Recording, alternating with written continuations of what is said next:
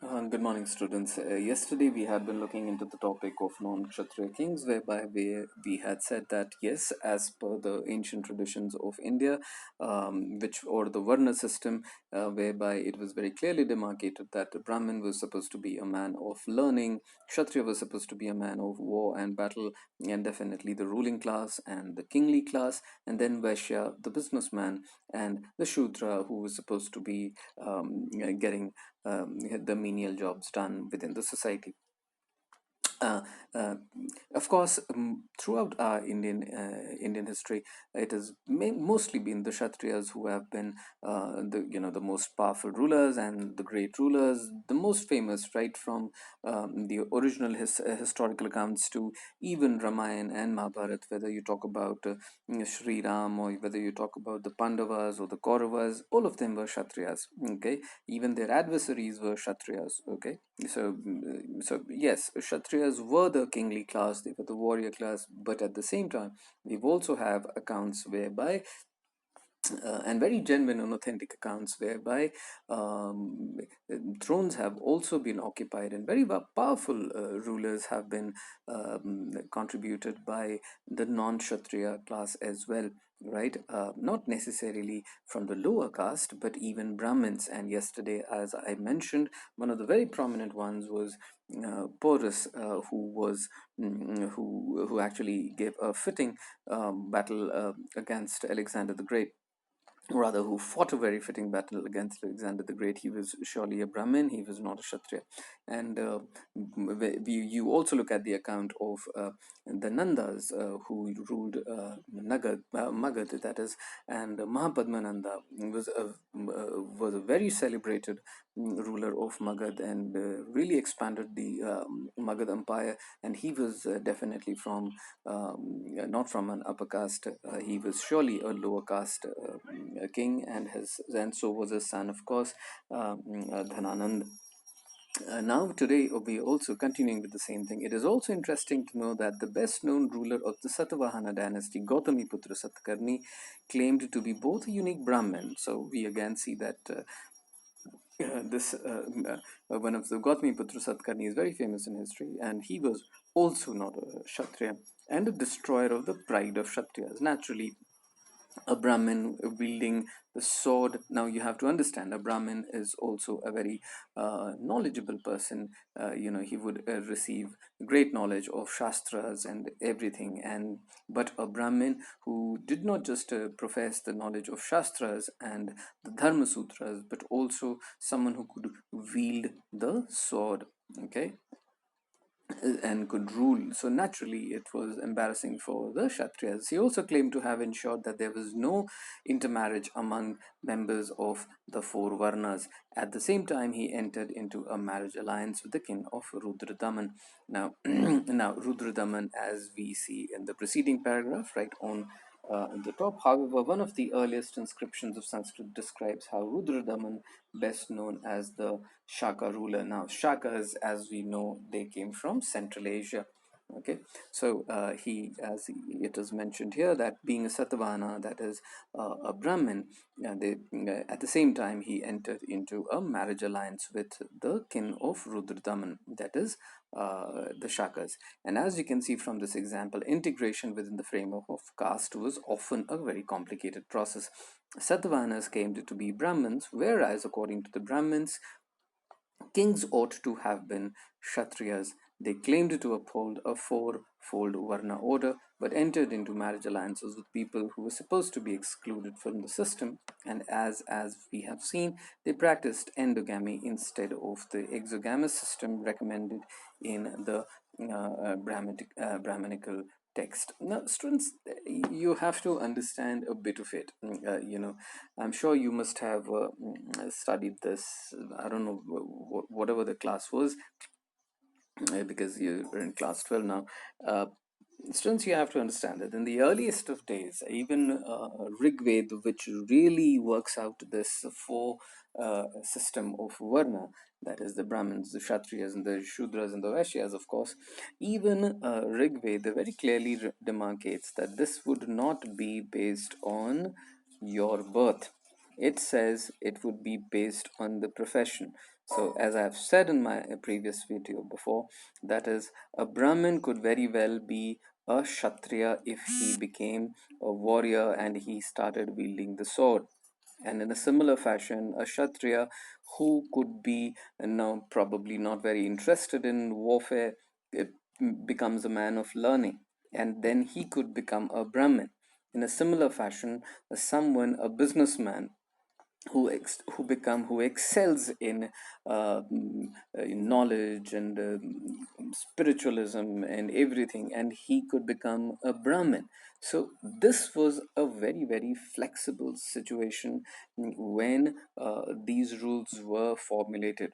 The rules were not very rigid when the society started and when the rules of engagement were made.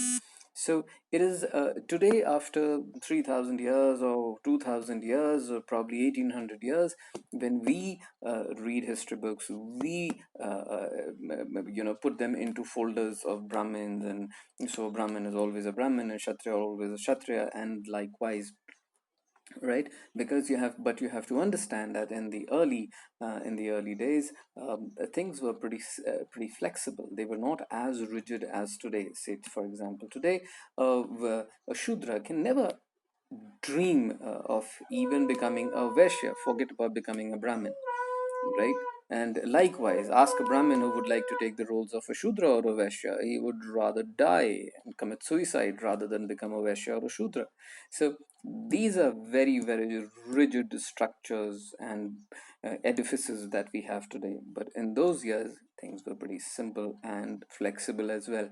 And that is why you also see certain accounts whereby, because you have to understand that today you see these shakas and the satavahanas and all of them as a part of a very solid and unified and a concrete India. But then you have to understand that was the India, the India that they lived in, that was divided. Of course, that India was very much there.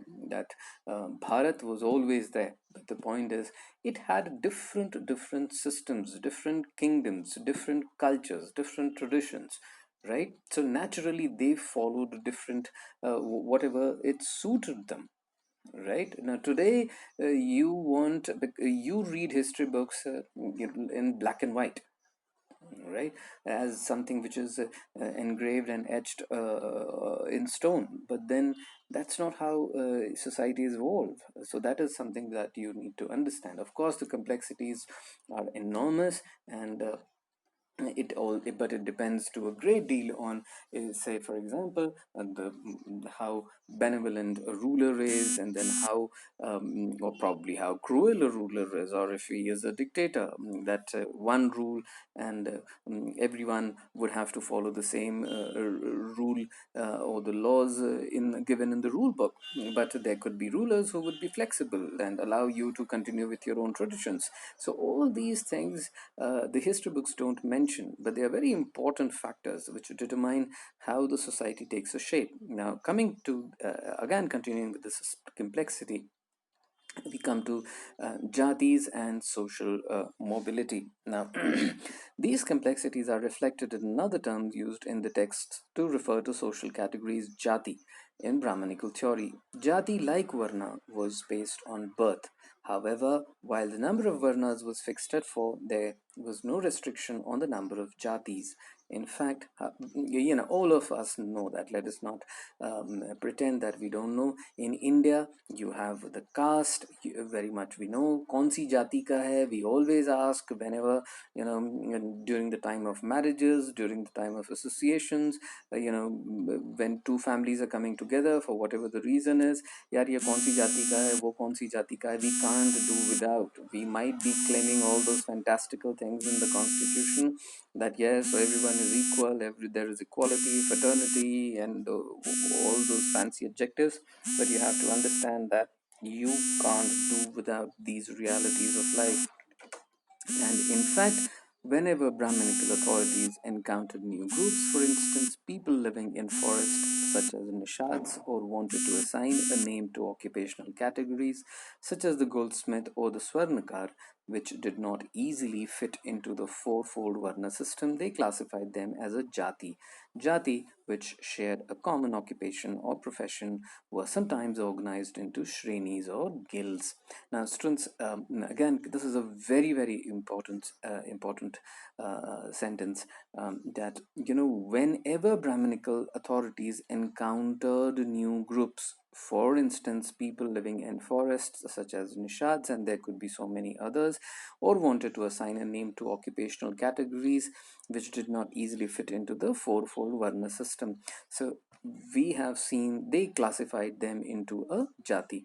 Students, you have to understand, throughout this chapter, and probably every lecture of mine, I have said this, that, as the society expanded, as a kingdom expanded, naturally new areas, new culture, people of new cultures, they were brought into the forefront, right?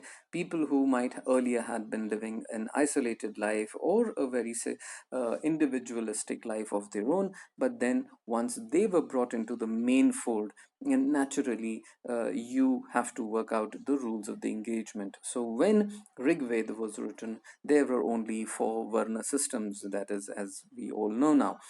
But the point is, the time when Rig Veda was written, the society was not very complex, and the makers of these rules, they've thought that yes, everything could fit into these four varnas. All of us could fit into these four varnas. But gradually, as the society got more and more complex, it got more and more elaborate. Naturally, we realized that yes, all of us are very fond of our cultures, our traditions, our practices, our rituals. These are very dear to all of us, every segment of the population. So naturally, you have to accommodate all those sensitivities and sentimentalities. You cannot have a one shoe size fit all. So naturally, now you had to explore a solution which was outside these four varnas, and that is why the solution that was devised by the learned men in the early times was a system of jati, whereby, if some was not exactly fitting into these four varnas, then that naturally it was bifurcated into different jatis. Because even for that matter, and I, like, for example, when the complexity, as I have always said, when they started arising, then you have to understand, then there was a huge bureaucracy. There was a lot of hundreds and thousands of people working in agriculture, trade, businesses. Now all those records had to be made. We have looked already, writing got invented, people started maintaining records. Now, you know the, there would be hundreds and thousands of people who would be employed to facilitate these things. Now what do you call them? Now they are definitely not Brahmins. They are neither Kshatriyas, neither they are Vaishyas, because they are definitely not doing business, and they are definitely not doing menial jobs either, so you can't call them Shudras as well. So naturally you start calling them Caste, and because the people who would be doing all the paperwork, and people who would be into studies and academics, so you devise a different jati for them altogether. People who would be doing, as it is written here, people who would be doing businesses and probably experts in producing things of steel, iron. Now what do you call them? Great metalsmiths, Swarnakar, as it is just written here as well, mentioned. Now, what do you call them? Out of these four varnas, where do you put them? So naturally, we put them into jatis to make life simple for all of us, the people concerned at the receiving end, and also the ruling class. We shall continue. Thanks.